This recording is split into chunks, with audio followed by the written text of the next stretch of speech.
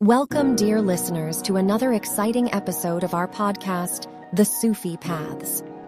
In today's podcast, I asked a friend, Olivia, a British expert in comparative religion studies, to give us a brief overview of the life and legacy of Ahmad Al-Badawi, who was a prominent Sufi and the founder of the Badawiyya order. Thanks, Jane, for having me, and greetings to the listeners of the podcast from cloudy London. As you might know, Al-Badawi was an influential figure in the Sufi tradition. He was known for his spiritual teachings and the miracles associated with him. He was born in the city of Fez in Morocco in 1199.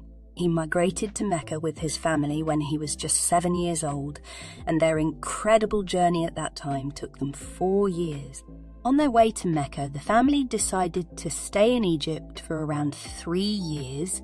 And, by the way, he earned the name Al-Badawi because he would cover his face with a veil, much like the people of the desert today.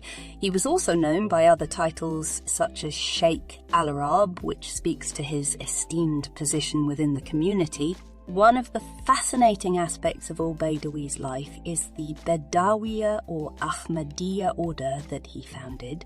This Sufi order gained recognition for its distinctive red flag and its emphasis on spiritual practices. People associate with Al-Badawi karamat or miracles, and the belief in those miracles is still deeply rooted amongst his followers. One of the most famous karamat is the belief that he rescued Egyptian prisoners captured during the period of Crusade. Nonetheless, I have to note that despite his renowned miracles, there have been criticisms and controversies surrounding him. Some scholars have accused him of being Shia.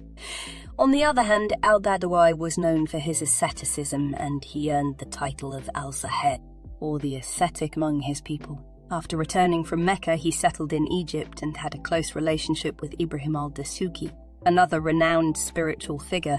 Their disciples would travel between the cities of Dasuq and Tanta, bridging the gap and strengthening the spiritual bond. It's clear that Al-Badawi saw the importance of unity and discouraged divisions among spiritual groups. In a message he sent to al-Dasuqi, Al-Badawi emphasized the unity among spiritual seekers and warned against creating divisions. His words remind us of the profound interconnectedness of all spiritual paths and the need to focus on shared values rather than differences. According to Al-Badawi's advice to his disciple Abdul Al, engaging in frequent remembrance of God and performing night prayers were highly valued practices. He also emphasized compassion, urging his followers to care for orphans, clothe the naked, and feed the hungry, and honor strangers and guests. And Jane, one of his teachings that resonates deeply is the warning against becoming too attached to worldly possessions. He compared it to vinegar spoiling the sweetness of honey. In the Badawi's teachings, importance was given to observing spiritual discipline and being unselfish, while not forgetting about remembrance of God.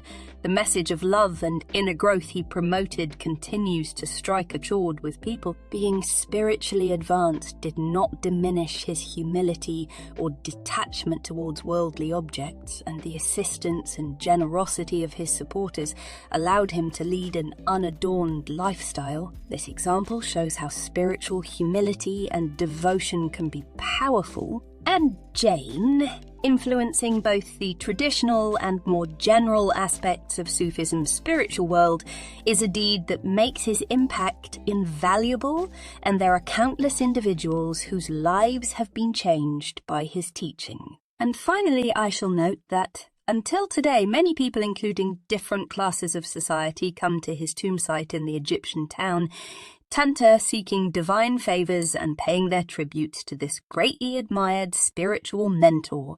Thanks, Olivia, for your insights on the Al-Badawi's teachings. As we conclude this episode, we encourage our listeners to delve deeper into the teachings and life of Al-Badawi. And don't forget to like, share our podcast, and subscribe to the channel.